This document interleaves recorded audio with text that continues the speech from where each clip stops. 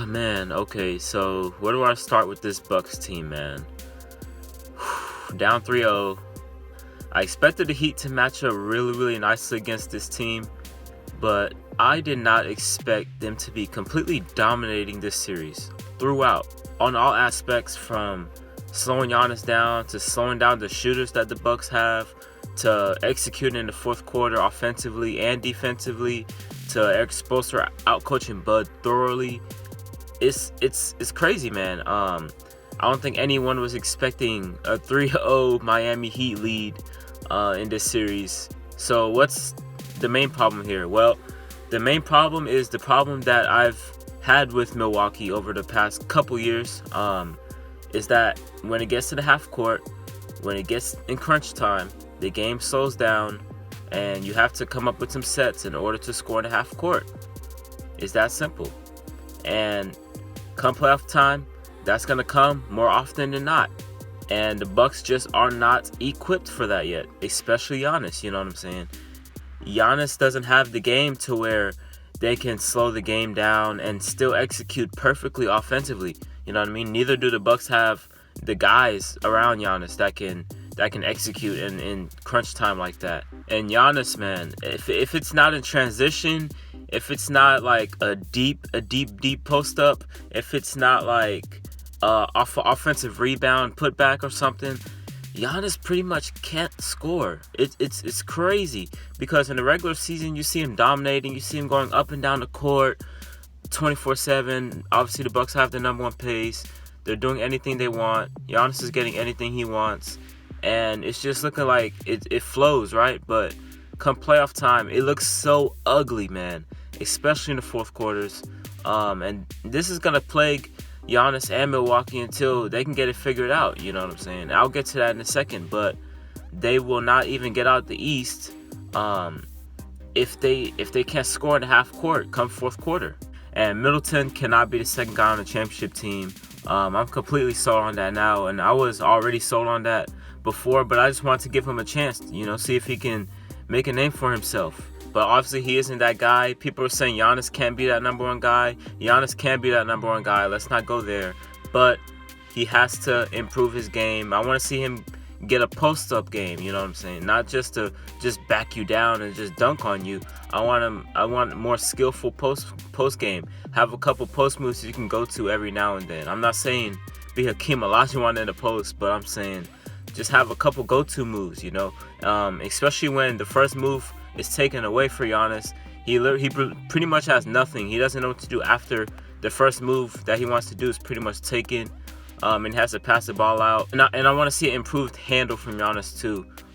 His handle looks pretty good in the open court because it's just free flowing, but in half court his handle is not as good as he would need it to be. And obviously the 3-point shot, I want him to get to 33% from three. If he can get to 33% for three, I think that would just boost his confidence immensely. But with all that being said, let's just give the Heat a lot of credit, man. Eric Spoelstra, let's give him a lot of credit. Jimmy Butler and Goran Dragic, let's give them a ton of credit. Bam Adebayo, let's give him a lot of credit. Jimmy Butler and Goran Dragic, this is a match made in heaven for the Miami Heat, as they thrive in the half court when the game slows down. They're not really big on pace. They love getting their half court sets in. They love the off ball movement. This plays perfectly into the Miami Heat hands, Jimmy Butler and Goran Dragic just elevate their games in the fourth quarter. They absolutely thrive in the fourth quarters, as you've seen it in playoffs throughout. You saw Dragic with Indiana. You're seeing Butler with it now.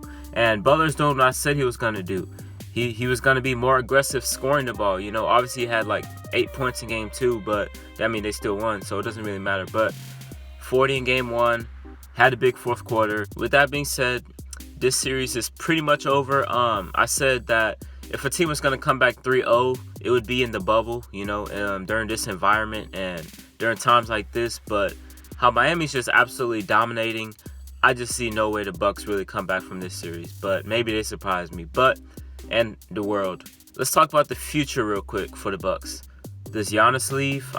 He still has one more year left on his deal before he ends up being a free agent. I don't want to really talk about that too much yet, but I'll just say No, off the top of my head right now, I'll say no. He will not leave yet. Giannis will be staying in Milwaukee. But if he's going to stay in Milwaukee, the Bucks have to make a big change here. Whether that's trading Chris Middleton, or maybe you can keep Chris Middleton but get a second guy that's better than him, because Middleton cannot be the second best player on a championship team, no matter how good your first guy is. Well, maybe unless you're LeBron, but I'll say this, man. I'm going to suggest this. The Bucks need to find a way to get CP3 on the team ASAP. He's a perfect fit. You know, he gets the ball out of Giannis' hands. Obviously, we know Chris Paul is one of the clutchest players in the league.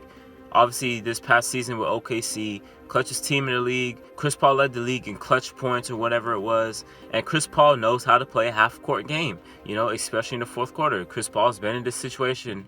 He's going to help Giannis out a lot, I would think, take the pressure off him. You can see a lot of CP3, Giannis pick and rolls and things of that nature. I'm not going to get too deep into that, but the Bucks need a way to get CP3. He can create for himself. He can create for others. He knows how to play in the half court. He can take the ball out of Giannis' hands. He can penetrate, drive, and kick, and that'll be very, very, very beneficial for the Bucks. But moving forward into next season, man, I expect the Bucks to still be a pretty good team. Maybe that's getting rid of Eric Bledsoe. And I just want to say this, man. Malcolm Brogdon not being there is also a big thing, man. I don't know why they ended up letting him go. They just wanted to be too cheap, I guess.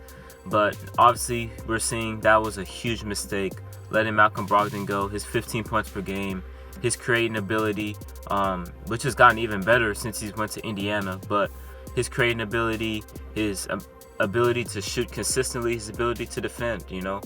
And the thing about Malcolm Brogdon is he's that hybrid between Eric Bledsoe and Chris Middleton, you know. He's good enough to create for himself and for others, which Chris Middleton really isn't as good at.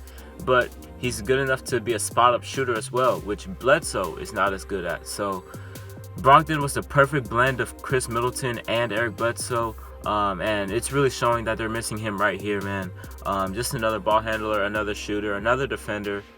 Heat in the conference finals. I guess I kind of predicted this, but I was definitely wasn't expecting a 3-0 lead, potential sweep, man. Bucks leading the league in wins the past 2 years, being the best offensive pretty much and defensive team over the past 2 years, and yikes, man, this is bad, man. This is really bad.